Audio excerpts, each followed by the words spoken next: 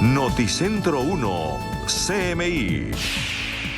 Buenas noches, bienvenidos a las noticias. Los siguientes son los 3 hechos más importantes de hoy en Colombia. En el informe para la construcción de la ponencia para el segundo debate de la reforma tributaria, el gobierno, según lo anunció el ministro de Hacienda José Antonio Ocampo, propondrá una nueva fórmula que no castigue al sector petrolero y al minero. En materia de pensiones, se mantendrá la propuesta de gravar las mesadas superiores a los 13 millones de pesos mensuales. Vamos a ampliar esta noticia en nuestra emisión nacional a las 9 de la noche. Colombia rompe récord histórico de producción de cocaína y cultivos de hoja de coca. Según un informe de la ONU, en 2021 aumentaron los cultivos de matas de coca en un 43%, al pasar de 143.000 hectáreas en 2020 a 204.000 hectáreas en 2021. La producción de cocaína pasó de 1.228 toneladas métricas a 1.400 toneladas en 2021. El 45% de toda la coca está en 10 municipios del país. Ampliación de esta noticia en nuestra emisión nacional a las 9 de la noche. La unidad de lavado de activos de la Fiscalía investiga una millonaria estafa con una moneda digital conocida como Daily Cop, que es promocionada ampliamente por influenciadores y la cual, según las víctimas, terminó convertida en una pirámide. El ente investigador indaga además si la criptomoneda fue financiada con recursos del Capo del Norte del Valle, alias Chupeta, y de Esmeralderos. Ampliaremos esta noticia en nuestra emisión nacional a las 9 de la noche. Las siguientes son las noticias más importantes del mundo hoy. Liz Truss se convierte en la primera ministra con el mandato más corto en la historia británica. Renuncia luego de 44 días.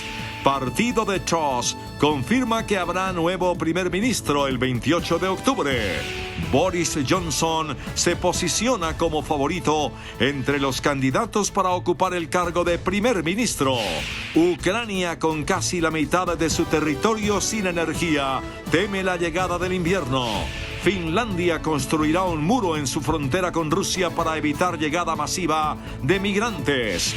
Una joven de 18 años estafa a más de 7.000 personas con boletas falsas para concierto de Daddy Yankee. El robo asciende a $500,000. Con Claudia Palacios y Margarita Ortega. Solo 44 días después de haber sido elegida primera ministra y en medio de una elevada inflación y desastrosas decisiones económicas, Liz Truss renunció a su cargo. Es la premier con el mandato más corto en la historia británica. Liz Truss tiró la toalla. Luego de solo 44 días en el cargo, lastrada por un programa económico que desató dudas en el mercado y dividió a su propio partido, a las 8:30 de la mañana hora colombiana, la primera ministra del Reino Unido compareció ante las puertas de Downing Street para anunciar su dimisión y así convertirse en la jefa de gobierno más breve en toda la historia del Reino Unido. I cannot deliver the mandate on which I was elected by the Conservative Party. I have therefore spoken to His Majesty the King to notify him that I am resigning as leader of the Conservative Party. A pesar de haber dado marcha atrás a su histórica rebaja de impuestos, valorada en más de 60.000 millones de euros, que amenazaba con provocar un insostenible agujero en las cuentas públicas, de haber echado a su ministro de Economía y pedir perdón a los diputados conservadores y al electorado británico. Pese a todo esto, los días de Truss estaban contados.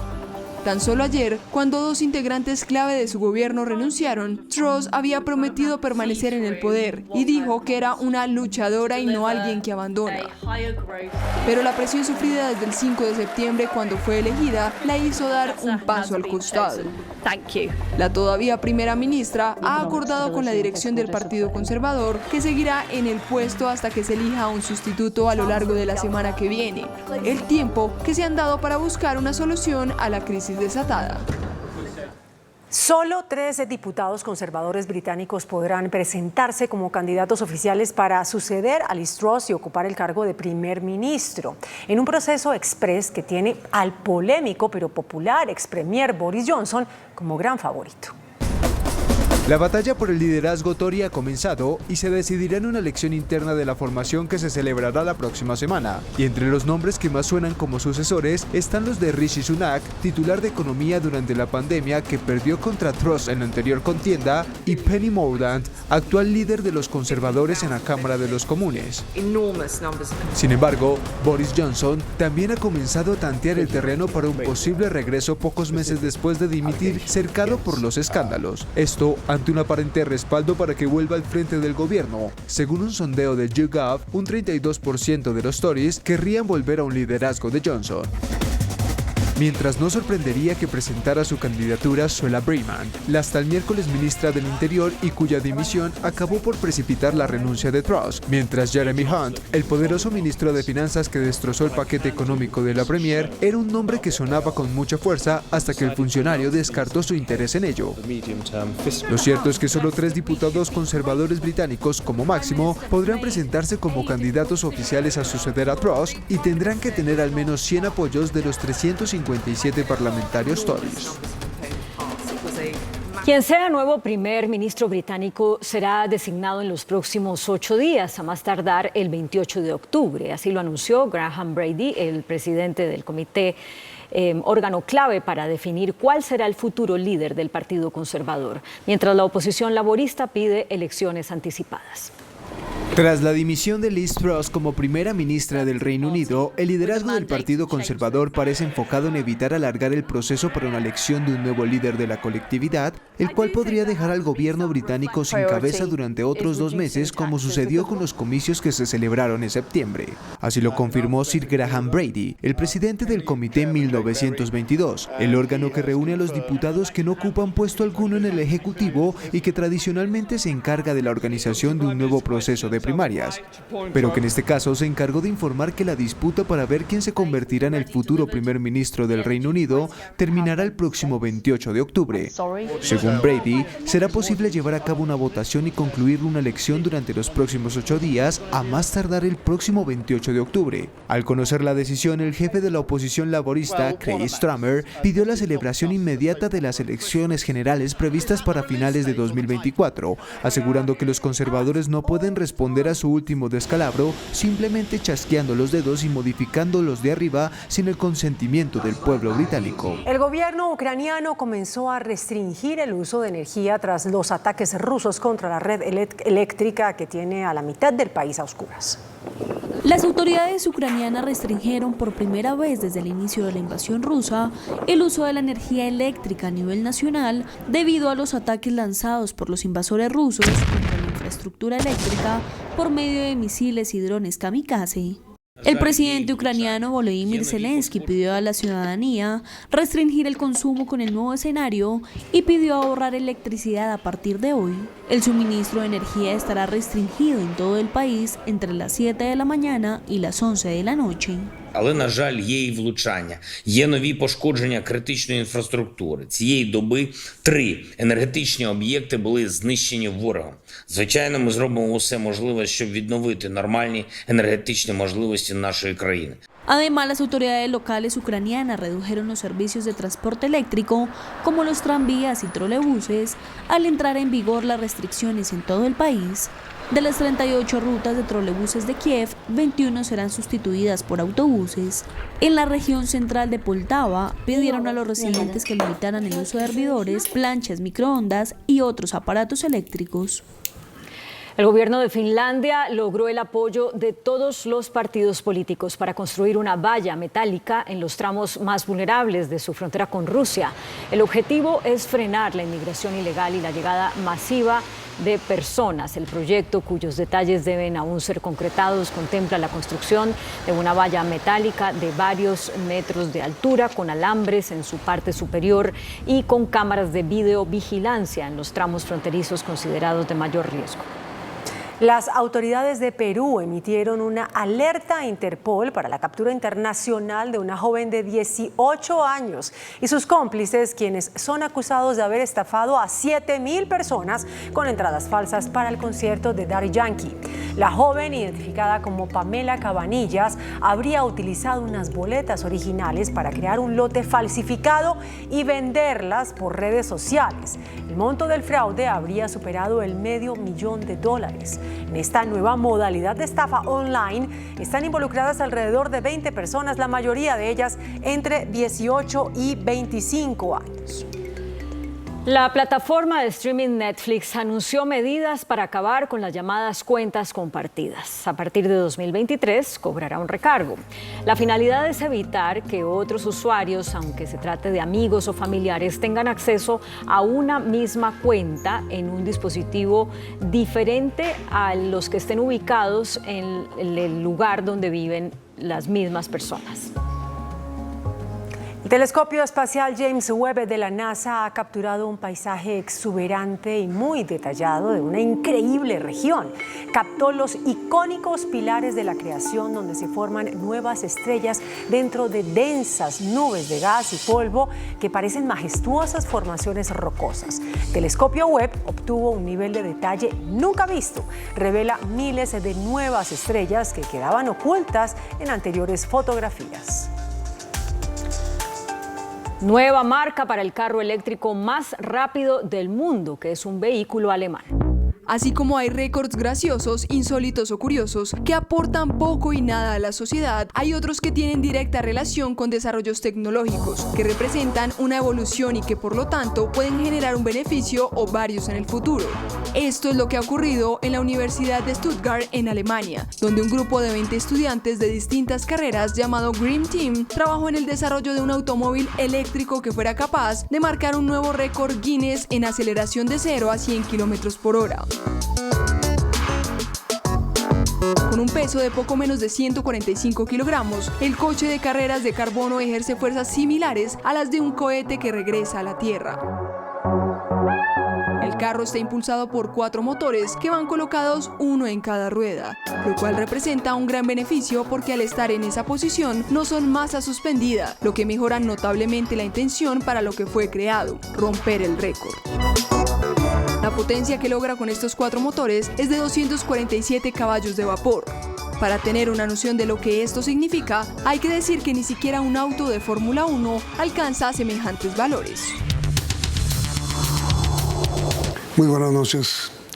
Un informe del sistema de monitoreo de las Naciones Unidas sobre cultivos de hoja de coca en Colombia reveló hoy un incremento del 43% en el área sembrada con coca en el último año. Pasamos de 143.000 hectáreas en el 2020 a 204.000 hectáreas en el 2021. La producción de cocaína también alcanzó su máximo histórico al subir a una producción de 1.400 toneladas. Nuestro invitado de esta noche es el doctor Leonardo Correa. Él es el director de monitoreo de cultivos ilícitos de la ONU en Colombia. ¿A qué adjudica usted, doctor Correa, semejante desbordamiento en el crecimiento del cultivo de coca y la producción de cocaína? Buenas noches, Yamit. Muchas gracias por la invitación.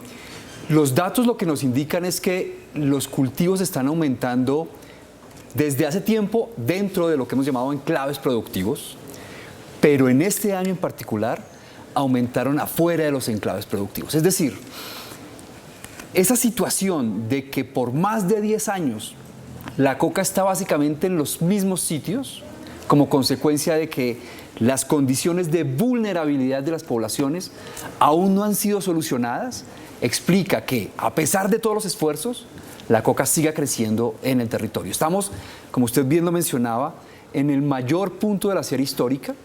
Nosotros viene una tendencia de incremento que inició en el 2014 tuvo un primer pico en el 2017, luego tuvimos 3 años de reducción, pero ahora se retomó esa tendencia al incremento y llegamos a este límite de 204.000 hectáreas. En la coca, no en la cocaína. Exactamente, estamos aquí midiendo las hectáreas sembradas con hoja de coca.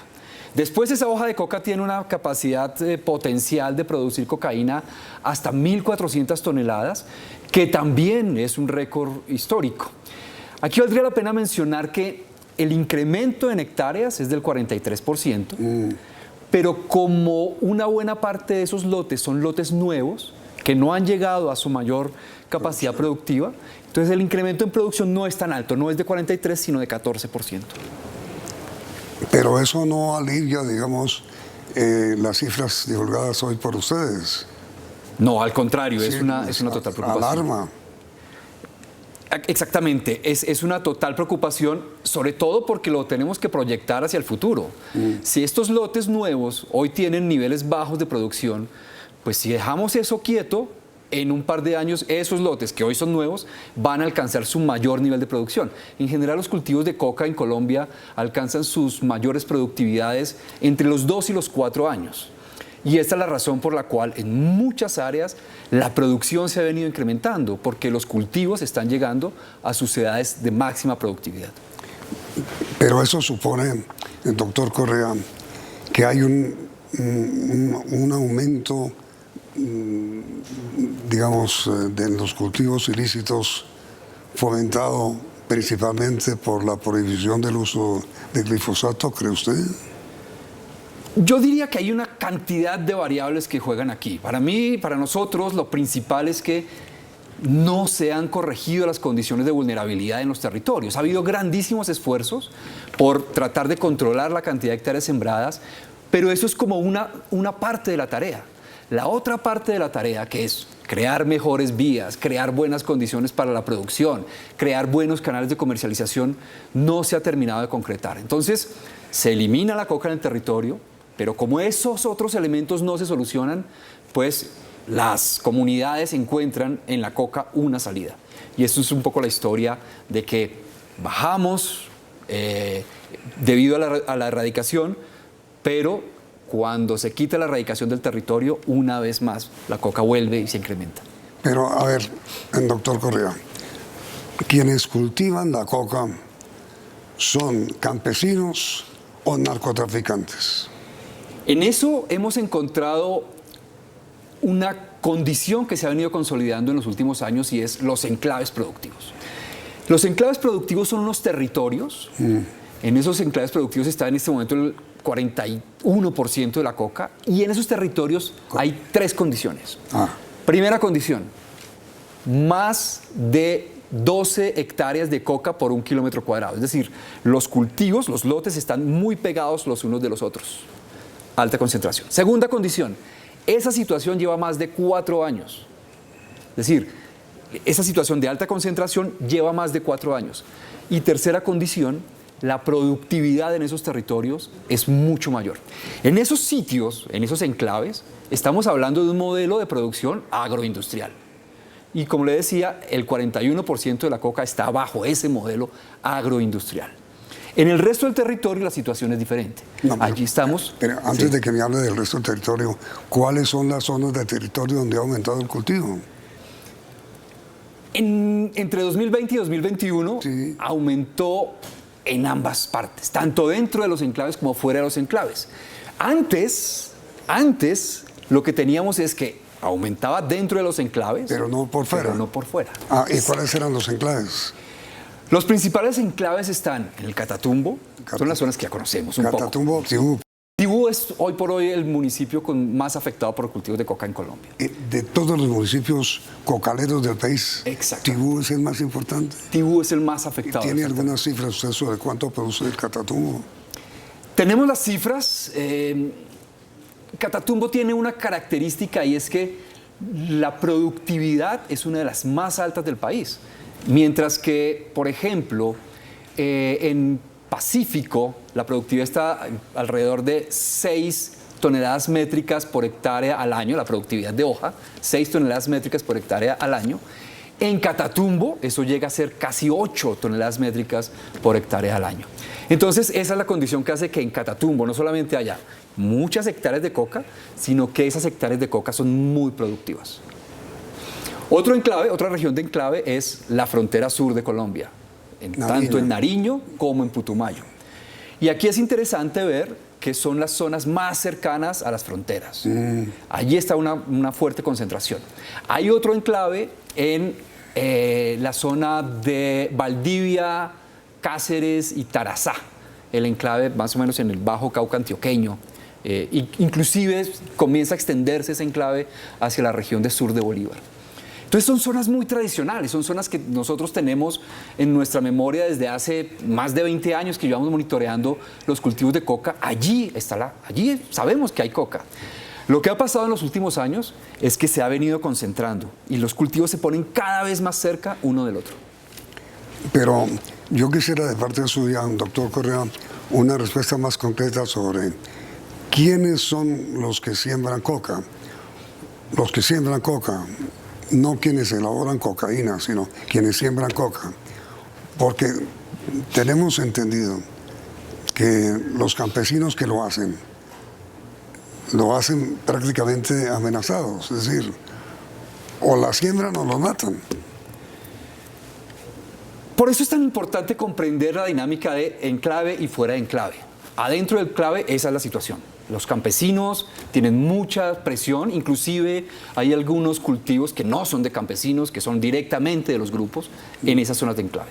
Afuera del enclave tenemos una situación diferente en la cual estamos hablando de una economía campesina, la productividad es mucho más baja y el perfil del campesino es un perfil mucho más rural, es una persona que está usando la coca para sobrevivir a esos costos del aislamiento, de las dificultades para poder comercializar sus productos lícitos. Son dos universos totalmente diferentes y esta es una condición clave al momento de diseñar estrategias y diseñar soluciones, porque es muy diferente tratar de solucionar este tema en los enclaves donde usted tiene mucho interés de los grupos armados, mucho más nivel de ingresos, los costos están optimizados, hay una mayor cultura, vamos a decir cultura, permítanme usar ese término, mucha más cultura de la coca, que solucionarlo en donde tenemos unos campesinos que ven la coca solamente como una alternativa y que están mucho más dispuestos a transitar hacia otros productos.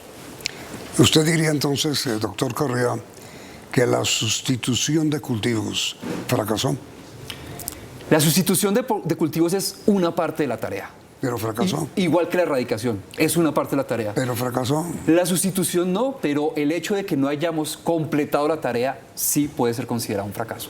Tenemos este problema de diseñar la política, o para usar unos términos un poco más coloquiales, de el garrote y la zanahoria. Entonces, en la política, en el diseño de política, dice, hay garrote, pero también hay zanahoria.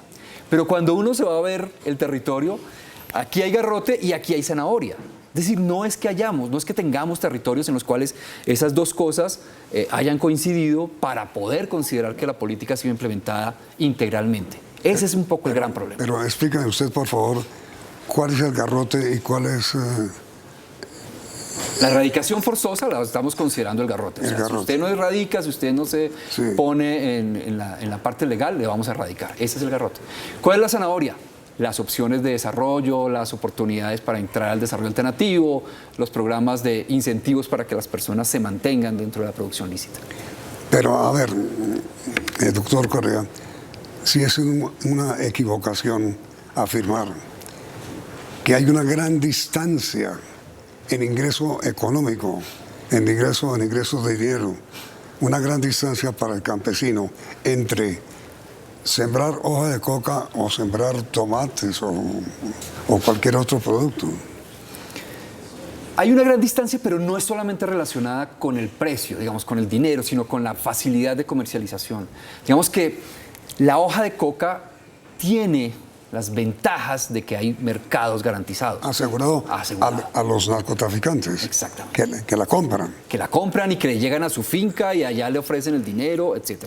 Lo cual quiere decir, doctor Correa, que los narcotraficantes no cultivan hoja de coca, sino fundamentalmente campesinos por dos razones. Una, que es mucho más productivo para ellos sembrar coca que sembrar cualquier otro cultivo. Y segundo, la amenaza si no lo hacen.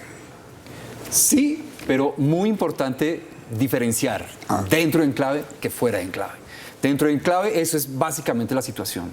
Es decir, hablando de Putumayo, exacto, norte de Santander, Nariño, de eso. Exactamente. De resto, fuera del enclave es una alternativa de supervivencia, yo me atrevería a mencionarlo así, es una alternativa de supervivencia en la cual la hoja de coca es un mercado, es un producto que tiene una relativa fácil comercialización y asegura otros beneficios, ¿sí? La gente en estos territorios tiene acceso al crédito si tiene hoja de coca, si no tiene hoja de coca es más difícil tener acceso al crédito y ahí hay más incentivos. ¿A qué crédito se refiere usted?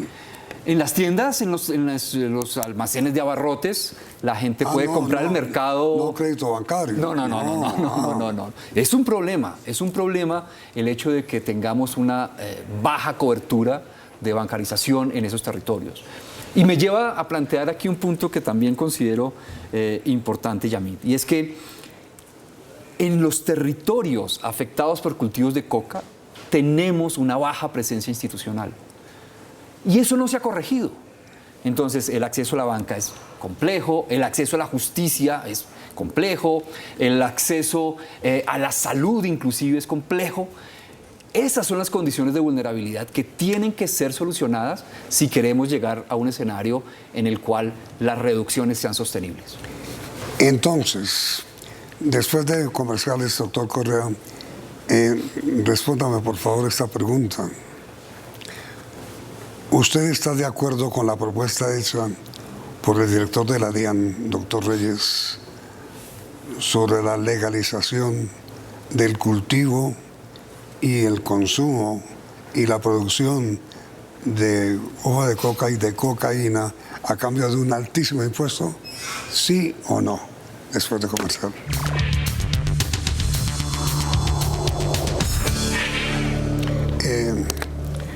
Aun cuando la propuesta hecha por el director de la DIAN fue rechazada por el ministro de Justicia y por el gobierno nacional, ¿a usted qué le parece la propuesta? Yamit, yo creo que estamos en un momento, y los datos nos indican esto, estamos en un momento de búsqueda de alternativas. Estamos en un momento en que debemos discutir cuáles alternativas son posibles. Esta es una. Esta es otra herramienta. Todavía tenemos muchas más que descubrir, porque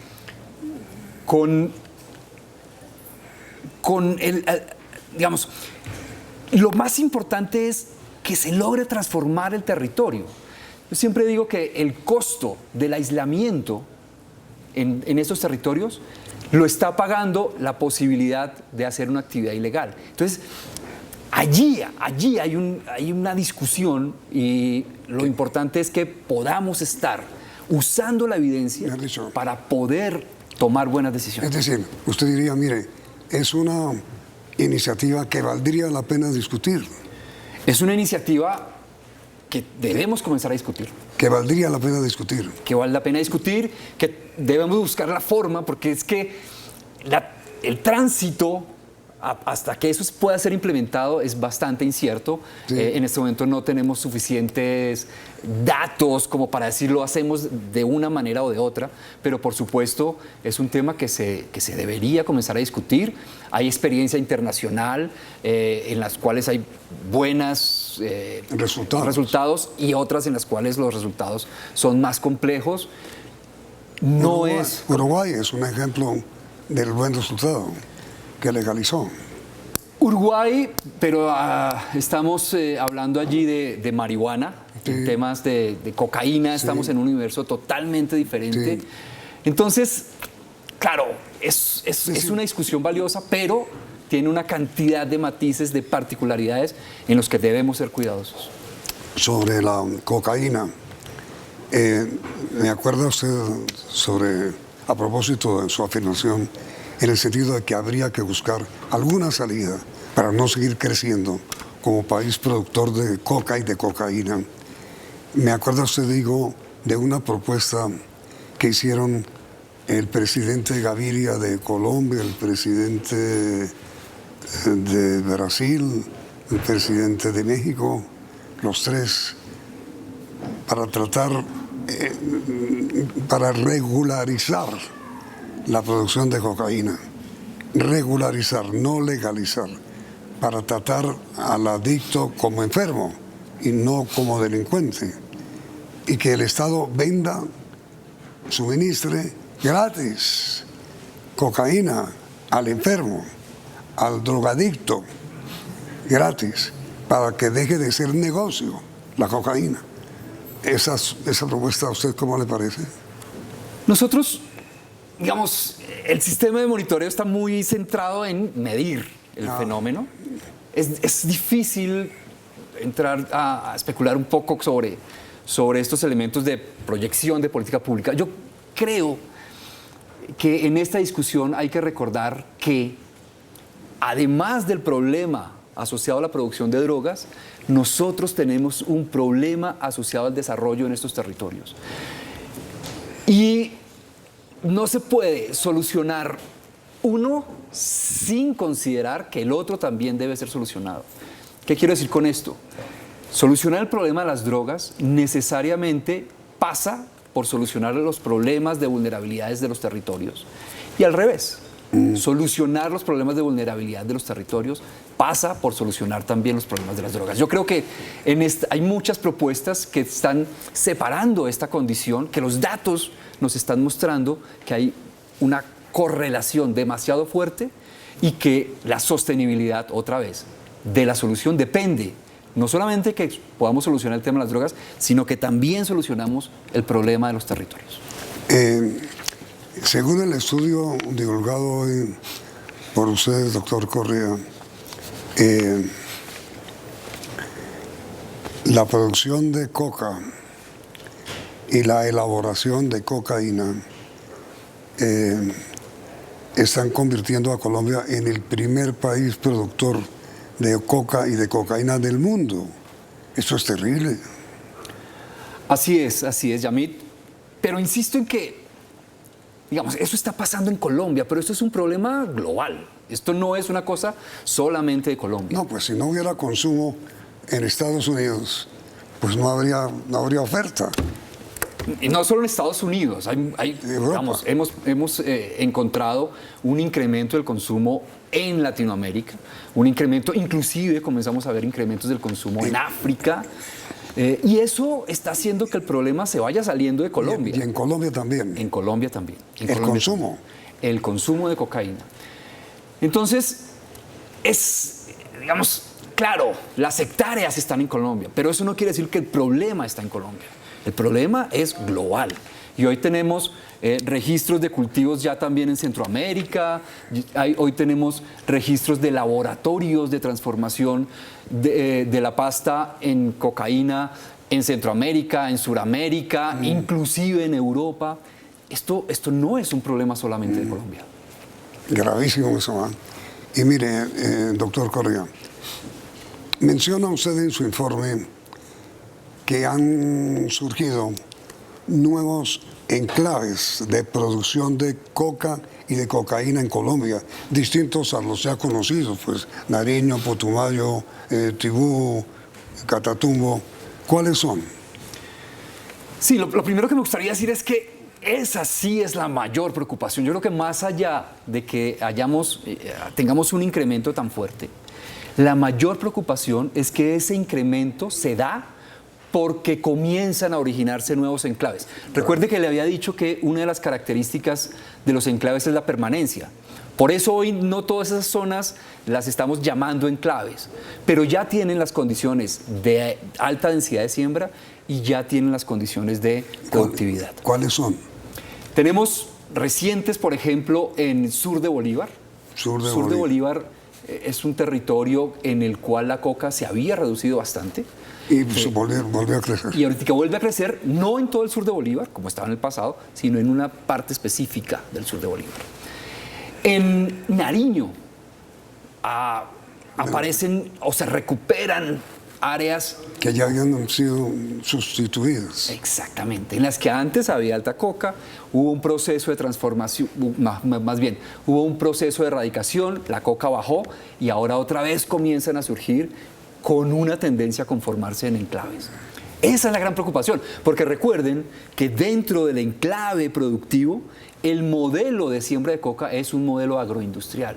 Es decir, que si nosotros en Colombia no tenemos el cuidado de controlar que eso no se expanda, pues vamos a tener modelos de producción de perfil agroindustrial de coca disperso en muchos más territorios del país. Es decir, lo más increíble sería que el día de mañana departamentos como Boyacá comenzaron a ser productores también de hoja de coca y de cocaína.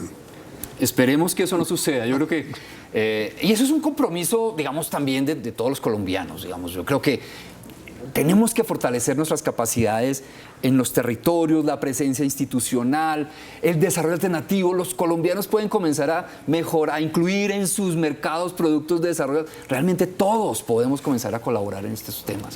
Y es necesario. No vamos a llegar a la paz si no solucionamos el problema de la producción de cocaína. Por el conocimiento que usted tiene del tema, y esta es mi pregunta final, está confirmado que el glifosato envenena, ¿no es cierto? La evidencia, usted encuentra evidencia en ambos sentidos. O sea, hay estudios que dicen que sí, hay estudios que dicen que no. Entonces ese sigue siendo un tema muy difícil, porque no hay en la comunidad científica un acuerdo. Y como le digo, hay cosas que dicen que sí. Lo que sí sabemos es que, diría casi que igual que cualquier otra estrategia, si no se acompaña de transformar el territorio, no va a ser útil. No va a ser útil. Pues, doctor Leonardo Correa, muchísimas gracias por haber asistido a esta invitación para que nos explicara esta situación tan grave del crecimiento de los cultivos de hoja de coca y de la producción de cocaína. Muy amable. Muchas gracias, Yamit. Y a ustedes, televidentes, también gracias por la sintonía y los invitamos a que continúen aquí en Noticentro 1 CMI. Noticentro 1 CMI. Gobierno flexibiliza reforma tributaria. Ministro de Hacienda anuncia nueva fórmula para sobretasa a petróleo. Gravamen propuesto a toda pensión superior a 13 millones de pesos mensuales se mantiene. Dólar sigue subiendo. Hoy aumentó 70 pesos más. El presidente Petro aclara que no ha prohibido exploración de hidrocarburos. Se disparan precios de alimentos importados. Se frena contratación de empleados en Corabastos. Gobierno debe generar más confianza, pide la ANDI. Nueva crítica del presidente Petro a fondos de pensiones. Récord histórico de siembras de coca y producción de cocaína en el país. Cambio de estrategia para combatir coca y cocaína, anuncia Minjusticia. Estafa millonaria con criptomoneda en el país. Alerta por crudo invierno en Cundinamarca. Nuevo comando para policía en Bogotá. Habrá 3.000 agentes más. Con Claudia Palacios y Margarita Ortega. Iniciamos nuestra segunda hora de noticias. El ministro de Hacienda, José Antonio Campo, anunció nuevos cambios para flexibilizar la reforma tributaria. Parte de ellos se concentrarán en el sector del petróleo y de la minería, que tendrán una nueva fórmula para la aplicación de la sobretasa en el impuesto de renta. El gobierno y los ponentes de la reforma tributaria ya trabajan en lo que será el informe de ponencia para el segundo debate en el Congreso. Se trabajan temas de controversia, entre ellos la sobretasa del 10% al sector de petróleo y minería, donde ya se han hecho advertencias sobre las implicaciones negativas para la industria. El ministro de Hacienda, José Antonio Campo, durante un foro organizado por El Tiempo, anunció que se tiene nueva fórmula para aliviar a dicho sector. Un mecanismo que establezca sobretasas dependiendo del porcentaje o del precio internacional. Esta se dará con base a los precios internacionales. Cuando se tengan valores superiores al 30%, se aplicará una sobretasa del 5%. Si es del 60%, se tendrá de referente una sobretasa del 10%. En vez de tener tasas fijas 10, 7,5%, 5%, nosotros estamos proponiendo, para bien de la industria petrolera y de carbón, que dependa del precio internacional. De otra palabra, que sea un impuesto que capte una parte del beneficio que están obteniendo por altísimos precios internacionales. Pero cuando esos precios internacionales se normalicen, no tendrán que pagar esa sobretasa. En pensiones, las cuales irán grabadas a partir de los 13 millones de pesos mensuales, el funcionario dijo que se mantendrá la propuesta. El régimen que estamos proponiendo es el más generoso de toda América Latina, y yo diría que de pronto de todo el mundo, en materia de impuesto a pensiones. Entonces no tiene por qué el 1% de los pensionados recibir un beneficio extraordinario. Por su parte, el presidente de la ANDI, Bruce McMaster, a la espera de estudiar a fondo la propuesta, celebró los nuevos acercamientos con el gobierno. Es interesante el cambio de actitud que se ha presentado durante el día de hoy, porque habló no solamente de el cambio que le habíamos de alguna forma solicitado en términos de zonas francas, que puede terminar siendo interesante. Tenemos que mirar exactamente qué fue lo que dijo. Yo le pedí que por favor me enviara el texto, y tenemos que ver exactamente cuál es el cambio en términos de exploración y minería. Creo que están entendiendo cuáles son los problemas de los cuales estábamos hablando. El ministro Ocampo afirmó que la reforma no tendrá impactos en inflación, ya que tan solo el efecto será del 0,28%. Entre tanto, el dólar sigue al alza. Hoy subió 70 pesos y llegó a los 4.885 pesos.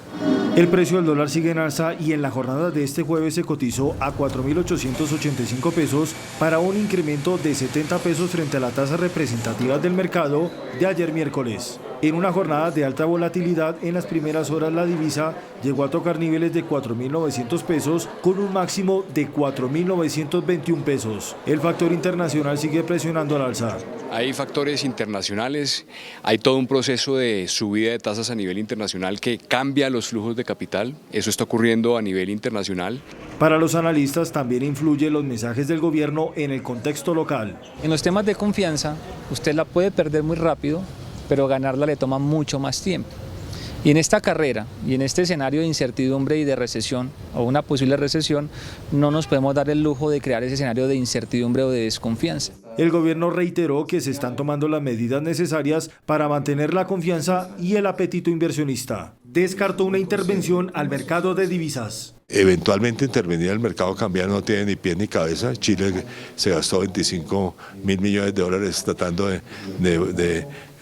tratar de evitar la devaluación, y si usted mira la trayectoria del peso chileno es parecida a la del peso colombiano, o sea que no tuvieron ningún éxito. Colombia no ha sacrificado ni un peso, ni un dólar de reservas internacionales. La divisa mantendría su tendencia al alza. El presidente Gustavo Petro aclaró la postura de su gobierno sobre la explotación de petróleo y gas. A renglón seguido, el presidente de la República, Gustavo Petro, afirmó que no se han tomado medidas para prohibir la explotación de petróleo y carbón y se han respetado los contratos vigentes. Los contratos de explotación petrolera, carbonera y gasífica continúan normalmente. Los contratos de exploración vigentes continúan normalmente. No hay ninguna prohibición. El jefe de Estado, además del tema de hidrocarburos, sostuvo que el crecimiento de la deuda se dio en el gobierno anterior. La oposición puede criticar, pero tenemos el derecho de defendernos de la mentira. Quien subió la deuda de Colombia fue el presidente que usted apoyó y eligió, Paloma. En ninguna parte del país se ha prohibido ni el petróleo ni el gas, seguirán produciéndose normalmente. La respuesta del presidente Petro se dio por las críticas de la senadora Paloma Valencia.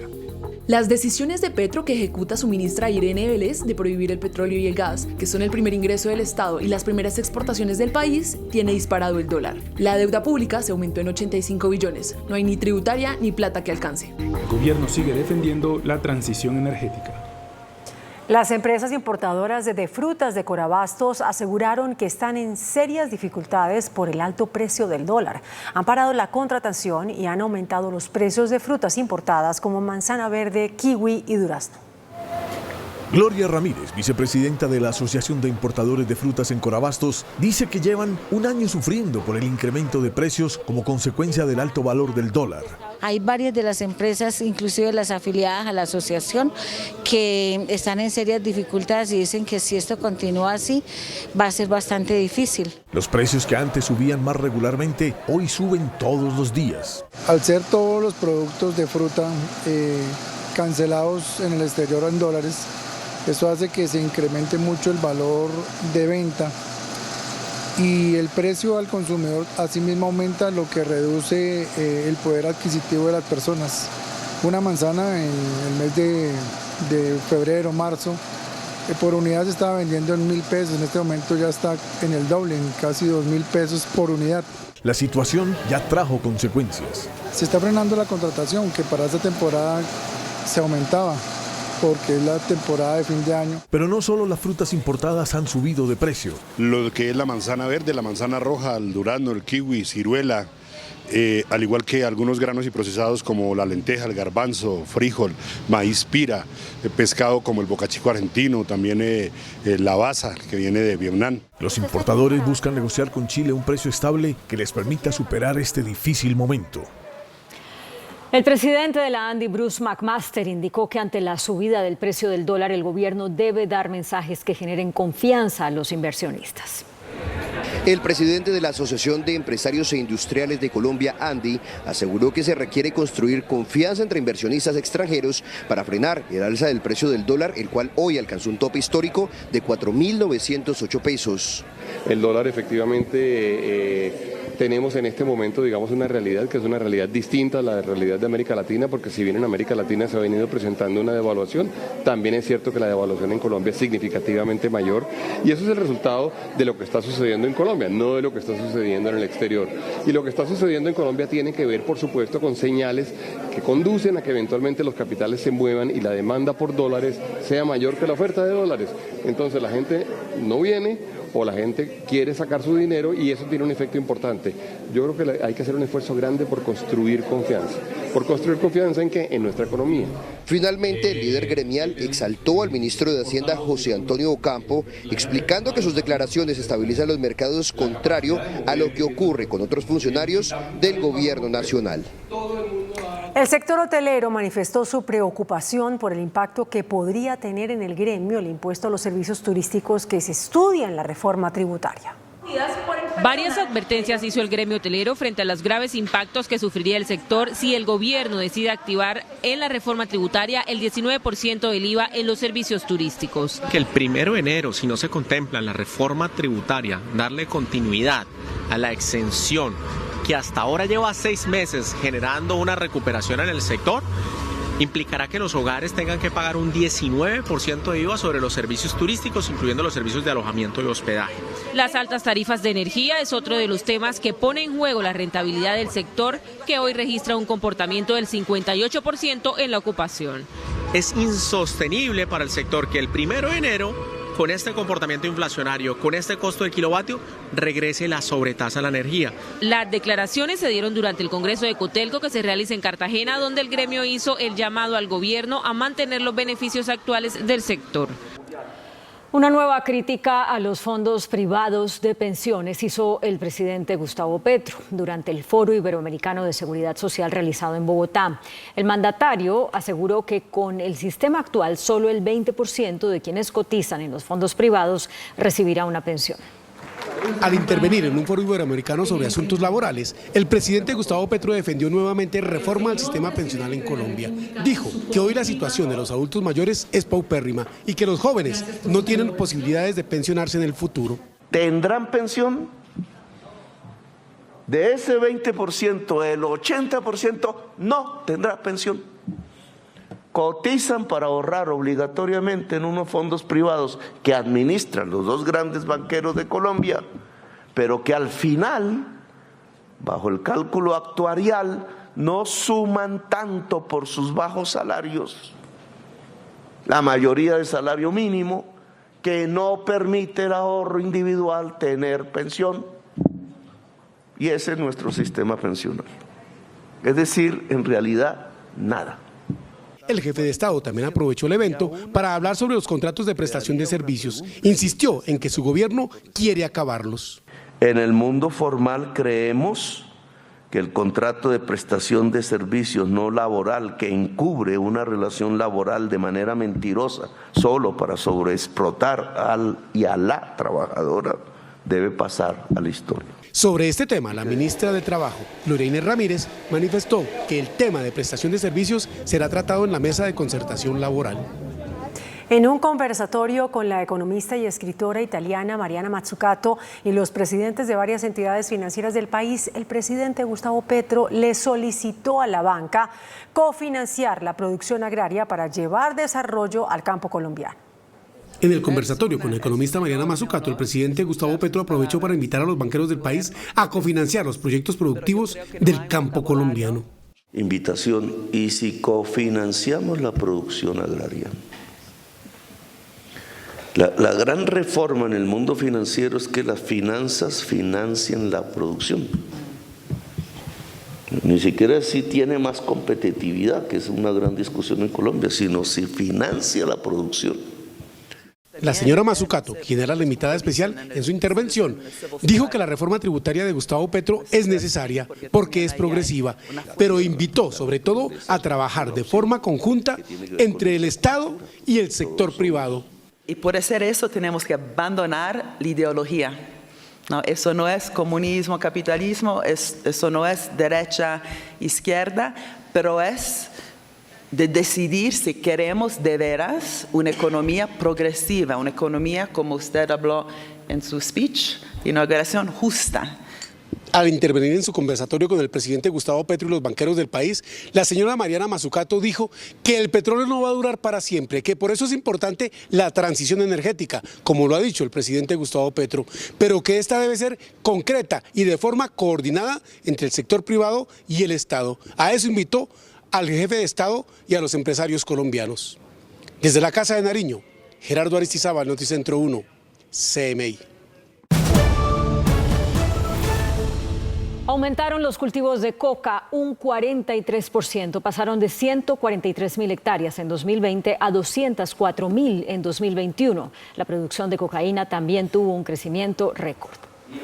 En diálogo con Noticentro 1 CMI, Leonardo Correa, director del Sistema de Monitoreo de Cultivos Ilícitos de la ONU, confirmó que se reportó un incremento del 43% en el área sembrada con coca en el país, pasando de 143.000 hectáreas en 2020 a 204.000 hectáreas en 2021.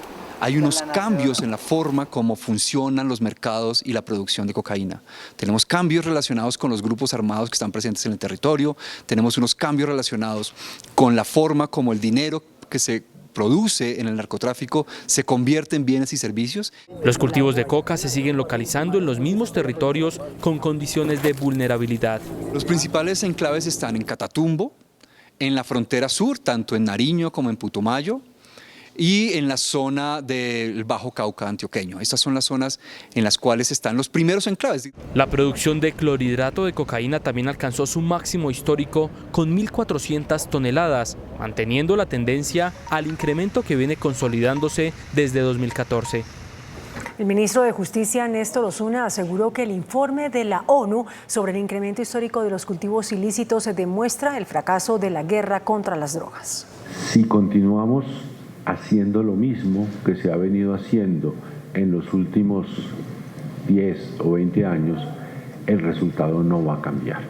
El ministro, que además preside el Consejo Nacional de Estupefacientes, advirtió que esta será la estrategia antidrogas del gobierno para contrarrestar el incremento histórico en la producción de cocaína y en los cultivos sembrados. Tenemos que cambiar la política. Lo que tenemos pensado, que ya el señor presidente lo ha hecho público, es no perseguir penalmente a los campesinos cultivadores, sino concentrar y priorizar en el enfoque penal a los grandes mafias de narcotráficos, a los lavadores de activos, en fin, al comercio cuando la cocaína se vuelve dinero, y ofrecerle a los campesinos cultivadores de hoja de coca alguna alternativa realista, económicamente sostenible. Osuna advierte que el gobierno impulsará la sustitución voluntaria de cultivos y no reanudará las fumigaciones aéreas con glifosato. Esa hoja de ruta es el acuerdo de paz celebrado entre el Estado colombiano y las FARC hace 6 años. Ahí hay una política alternativa a la producción de drogas, ahí hay una política de sustitución de cultivos. La Fiscalía investiga una millonaria estafa piramidal con una moneda digital llamada Daily Cop, promocionada por influenciadores de redes sociales. Se indaga si hay dinero de narcotraficantes en este negocio. La unidad de lavado de activos de la Fiscalía prepara los resultados de una investigación tras miles de denuncias sobre una millonaria estafa con una moneda digital promocionada ampliamente por reconocidos influenciadores y la cual, según las víctimas, terminó convertida en una pirámide en la que presuntamente también se lavó dinero de narcotraficantes y esmeralderos. Los comerciales atraían personas en un sistema de captación muy simple, donde básicamente la persona abría un sistema de billetera virtual y esta billetera le servía para captar el dinero a la persona que le llegaba directamente. El esquema que denuncian operaba de la siguiente forma. Los promotores y creadores de la criptomoneda tenían un grupo conocido como comerciantes, quienes eran los encargados de conseguir inversionistas ganando comisiones del 10%. En el esquema también aparecen decenas de influenciadores de redes sociales quienes recibían dinero de los fundadores por promocionar la moneda. Y en el fondo estaban los inversionistas, quienes compraban la moneda bajo la promesa de millonarios rendimientos. Ganaban comisiones totalmente absurdas de más del 10% sobre la inversión que llegaba a las personas. Según los abogados de las víctimas, los herederos del capo alias Chupeta invirtieron dinero para dar apariencia de legalidad a recursos del narcotráfico. Hay dineros del narcotráfico, en este caso hay dineros de la mafia del Valle del Cauca, en este caso del señor Chupeta. La Fiscalía ya ha adelantado varias labores como el rastreo de movimientos contables y entrevistas a los inversionistas. La Alcaldía de Bogotá, junto con el Gobierno Nacional, adelantan a esta hora un puesto de mando unificado para definir el cronograma de retorno de los indígenas en Vera a Chocó y Risaralda. Fue la misma comunidad en Vera los que escogieron ese sitio. Con esta salvedad, el gobierno de Bogotá se comprometió a mejorar las condiciones de la población en Vera en el albergue La Rioja. Desde este jueves empezaron a llegar ayudas humanitarias y se retomó el plan de retorno a los departamentos de Chocó y Risaralda. Vamos a poner en marcha de inmediato un plan retorno y de ubicación a la población en Vera. Ante la falta de servicios públicos, la funcionaria denunció taponamiento del sistema de alcantarillado y robo de cables, lo que ha afectado el suministro. Estamos encontrando pañales, una comida en las tuberías. Han dañado las tuberías. Según el distrito, se han invertido más de 9.000 millones de pesos en la atención a esta población. Un juez legalizó la captura de 2 indígenas detenidos por participar en los ataques en contra de la policía en Bogotá. Este viernes la Fiscalía les formulará cargos a los 2 detenidos, quienes pidieron la asistencia de un intérprete para traducir la audiencia en su lengua nativa. A los sujetos procesales. Al menos 200 indígenas de la comunidad en Verachamí permanecen en inmediaciones de la alcaldía de El Dobio, municipio en el norte del Valle del Cauca. Los indígenas están impidiendo que los funcionarios ingresen a ejercer sus actividades. Esto en protesta para exigir al gobierno nacional la construcción de vías, puestos de salud y escuelas en su resguardo sobre la zona conocida como el Cañón de Garrapatas, ubicado en los límites entre ese departamento y el Chocó. En Antioquia, las autoridades capturaron a Jesús Salveiro Cardona, alias Chulo, uno de los cabecillas del Clan del Golfo. El operativo de captura se adelantó en zona rural de Carepa. Alias Chulo es considerado el hombre de confianza del máximo líder del Clan del Golfo, alias Chiquito Malo. El vocero de las Curules de Paz en el Congreso, Diógenes Quintero, denunció que algunas víctimas del conflicto en norte de Santander no han podido cobrar las ayudas humanitarias porque cuando van a hacerlo aparece que ya fueron entregadas. La denuncia la hizo el representante de las Curules de Paz a través de Twitter y cuestionó que aún no ha recibido alguna respuesta de la unidad de víctimas sobre el tema. Muchas víctimas del conflicto armado, cuando van a cobrar sus ayudas humanitarias, aparece que ya se las han cobrado. Dimos a conocer esta situación a la directora de la unidad de víctimas y no volvió a responder. Personeros de los municipios de Acarí y Ocaña, en norte de Santander, se sumaron a la denuncia. Apoyamos la denuncia realizada por el representante Diógenes Quintero. Las víctimas se sienten estafadas. Allegaremos un listado con las personas a las cuales les ha sucedido. La unidad de víctimas debe dar explicación e investigar lo sucedido. La información ya está en manos de la Procuraduría. Este noticiero consultó a la unidad de víctimas al respecto, pero al cierre de este informe no recibió ninguna respuesta. Dramático saldo dejan las lluvias. En Cundinamarca, 22 personas han perdido la vida en deslizamientos y crecientes súbitas. El IDEAM decretó alertas preventivas respectivas naranja y amarilla en cuencas del río Bogotá. Las autoridades de atención de emergencias declararon este jueves la alerta naranja en la cuenca baja del río Bogotá, así como alerta amarilla en sus cuencas alta y media, las cuales buscan ejecutar acciones que prevengan eventuales emergencias. Después de 12 años será entregado el nuevo comando de la Policía de Bogotá. La obra, contratada y abandonada en el gobierno de Samuel Moreno, está casi lista. Sería inaugurada el 17 de diciembre. Lo que por años fue un elefante blanco, ya tiene cara. La Policía de Bogotá por fin estrenará comando. Y en el mes de diciembre iniciará un plan de traslado de la metropolitana aquí a este nuevo equipamiento. Pero el inicio de operaciones de este equipamiento será a principios del año 2023. En el año 2010 se contrató la construcción de este comando por 43.000 millones de pesos. 12 años después se entregará en diciembre del 2022, pero por un valor que supera los 175.000 millones. Aquí vamos a contar con alojamientos, vamos a contar con, por supuesto, 1.700 puestos de trabajo, al menos, auditorio, salas de reuniones, salas de formación y capacitación, un polígono virtual. La obra siniestrada la destrabó Peñalosa en 2018. Claudia López la recibió con el 20% y adicionó 43.000 millones de pesos para terminarla. No va a haber ni celdas, ni acá habrá un lugar de reclusión temporal, ni nada por el estilo. Equipar este comando costará 11.000 millones de pesos. Las disidencias liberaron a una menor de edad en el departamento de Nariño. Con la intermediación del Comité Internacional de la Cruz Roja, las disidencias del Frente Franco Benavides liberaron a la menor que estaba privada de su libertad desde hace 6 meses. El Ministerio de Salud ajustó los presupuestos máximos de algunas entidades promotoras de salud. Asignaron 480.000 millones de pesos. La modificación se da porque el Ministerio asignó parcialmente para los 4 primeros meses de 2021 un presupuesto máximo a las entidades promotoras de salud sin tener la información total correspondiente al suministro de los servicios de salud prestados hasta el 31 de diciembre de 2020. En el techo de una camioneta encontraron un cargamento de cocaína.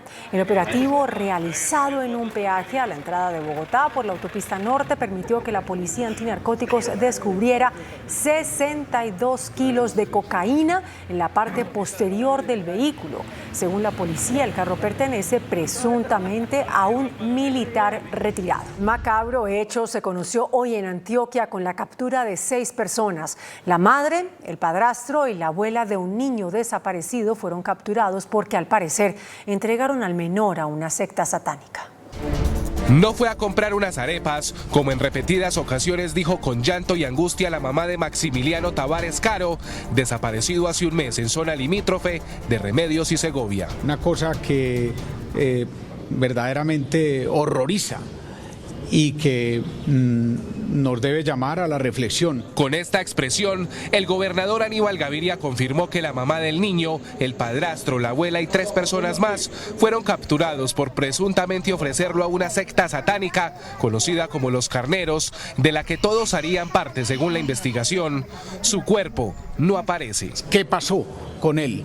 Solidaridad con la gente de Remedios, solidaridad con la gente de Segovia, que están con razón rechazando este hecho y consternados. Las capturas ya fueron legalizadas y en las próximas horas iniciaría la imputación de cargos por 7 delitos.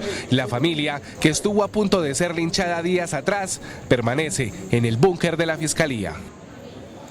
La plenaria de la Cámara de Representantes aprobó hoy en segundo debate la reforma constitucional para crear la jurisdicción agraria y rural, que hace parte del primer punto del acuerdo de paz con las FARC. En la plenaria de la Cámara cumplió hoy su paso en el segundo debate la creación de la jurisdicción agraria y rural, que resolverá rápidamente conflictos de tierras que llevan varios años. Según el ponente del proyecto, Gabriel Becerra, en Colombia el 1% es propietario del 80% de la tierra del país. Con esta cifra nosotros más nos parecemos al mundo feudal, que no es solamente un mundo que expresa relaciones económicas, de sometimiento, de dominación y no de una democracia moderna, liberal. El ministro de Justicia considera que la jurisdicción agraria es una vieja deuda que tiene el país con los campesinos y que este es el momento preciso para pagar esa deuda. Es una deuda histórica, pero nos da una situación de ventaja, y es que podemos hacerlo con una jurisdicción moderna, contemporánea, con las tendencias de hoy en día. Este proyecto pasa ahora al Senado de la República, donde será aprobado en 2 debates en la primera vuelta. La primera ministra británica Liz Truss renunció y solo 3 diputados conservadores podrán postularse para reemplazarla. El presidente ucraniano Volodymyr Zelensky asegura que la red eléctrica de su país se ha convertido en un campo de batalla. Estas son las noticias del mundo en Noticentro 1 CMI. Tan solo 44 días en el cargo y lastrada por un programa económico que desató dudas en el mercado y dividió a su propio partido, la primera ministra británica Liz Truss anunció su dimisión y se convirtió en la jefa de gobierno más breve en toda la historia del Reino Unido. I cannot deliver the mandate on which I was elected by the Conservative Party. I have therefore spoken to His Majesty the King to notify him that I am resigning as leader of the Conservative Party. Solo 3 diputados conservadores británicos podrán presentarse como candidatos oficiales a suceder a Liz Truss para ocupar el cargo de primer ministro, en un proceso express que tiene a Rishi Sunak, titular de Economía durante la pandemia, y al polémico pero popular ex premier Boris Johnson como los grandes favoritos. De hecho, en un sondeo entre los afiliados Tories, el 32% de las bases del partido quiere que Johnson vuelva al poder. El presidente ucraniano Volodymyr Zelensky advirtió que los bombardeos rusos contra las instalaciones de energía convirtieron a la red eléctrica del país en un campo de batalla y provocaron un nuevo éxodo de ucranianos hacia la Unión Europea. La incertidumbre en el abastecimiento obligó que el gobierno de Zelensky empezara a restringir el uso de energía. La banca de las oportunidades reportó un aumento de la bancarización durante el primer trimestre del año. De acuerdo con el informe, 33,9 millones de personas cuentan ya con un producto financiero, como cuentas de ahorro, billeteras virtuales o tarjetas de crédito. La ministra de Vivienda, Catalina Velasco, prendió las alarmas por los recursos invertidos en proyectos de vivienda y agua que no han sido terminados. La cifra de inversiones en proyectos aún sin terminar fue revelada en Barranquilla por la ministra de Vivienda en el Congreso de Camacol que se celebra en esta capital. Pero el Ministerio de Vivienda hoy en día tiene 3.7 billones de pesos parqueados en vigencias anteriores, en fiducias, en contratos que están sin ejecutar. 3.7 billones nosotros estamos colgados un año. Lugares del país reconocidos por sus necesidades básicas insatisfechas concentran varios de estos proyectos. En materia de agua hay 203 proyectos en proceso de ejecución, contratados sin ejecutar. La ministra dijo que los recursos que se necesitan para la ejecución de nuevos proyectos de vivienda en los próximos 4 años dependen de la reforma tributaria. El índice de capitalización de la bolsa, que mide el comportamiento de las 20 principales acciones, cerró al alza. El índice selectivo MSCI Colcap de la Bolsa de Valores de Colombia subió 2,11% a 1.222 puntos. La acción de Nutresa fue la que más subió, con una valorización de 65,12% a 61.060 pesos. La acción de Conconcreto fue la que más bajó, con una pérdida de 9,76% a 222 pesos. La acción más negociada de la jornada fue la de Ecopetrol, al movilizar más de 27.000 millones de pesos, con una variación negativa de 1,25% a 2.285 pesos. El café cerró a la baja. Indicadores económicos en Noticentro 1 CMI. La tasa representativa del mercado que regirá para mañana viernes será de 4.885 pesos con 50 centavos. Los profesionales del cambio compran la divisa en promedio en 4.750 pesos y la venden en 4.850 pesos. Un euro cuesta 4.797 pesos con 50 centavos. La libra de café en Nueva York se cotizó a $1 con 91 centavos. El azúcar se transó en 18,40 centavos de dólar la libra. El barril de petróleo WTI se cotizó en $84 con 76 centavos. La referencia Brent para Colombia se cotizó en $92 con 66 centavos. Una acción de Ecopetrol cuesta 2.285 pesos.